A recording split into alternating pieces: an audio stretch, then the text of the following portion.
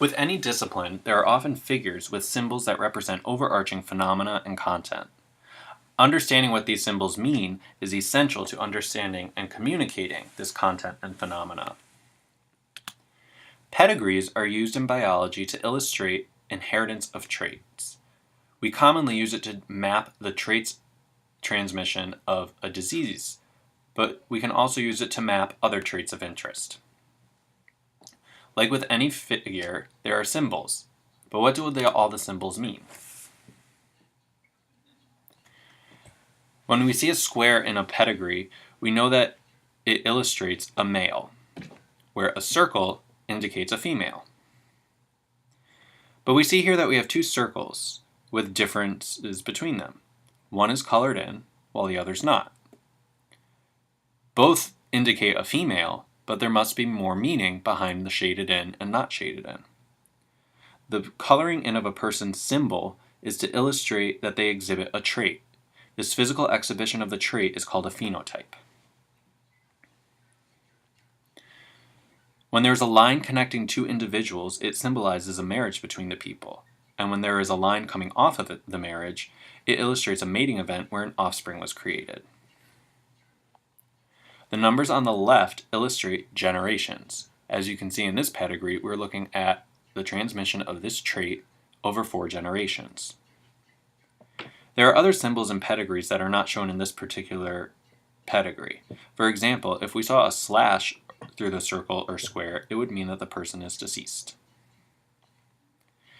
Pedigrees are used to track and map the transmission of a gene throughout a family's genealogy. There are different trends of transmission that are important to observe and provide insight as to how the gene will be passed in future generations.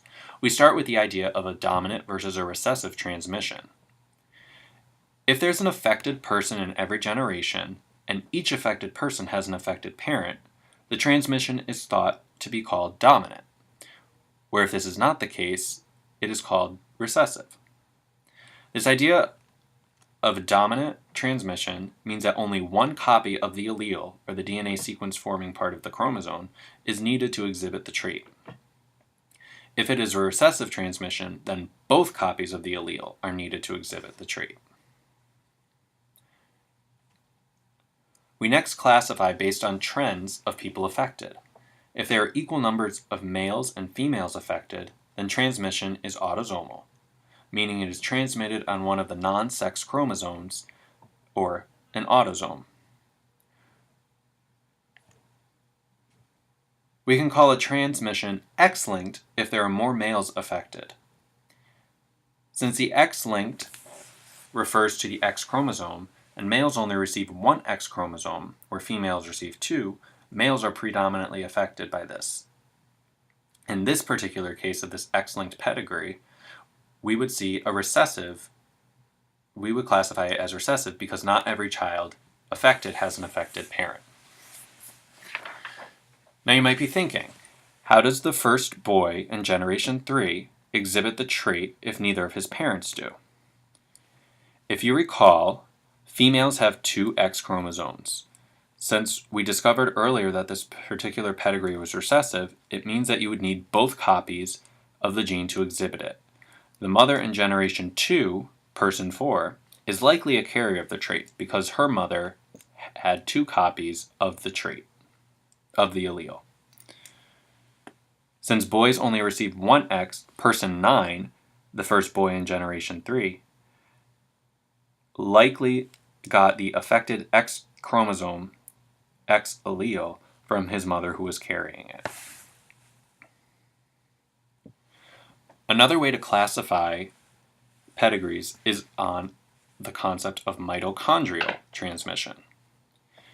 We can classify a pedigree as mitochondrial transmission if a mother is affected by a trait and all of her children are affected. We see here that the mother in generation 1 has given the trait to all of her children, and the mother in generation 2 has given it to both of her children. But the male in generation 2 did not give the trait to any of his children. This is because mitochondrial DNA is only transmitted through females.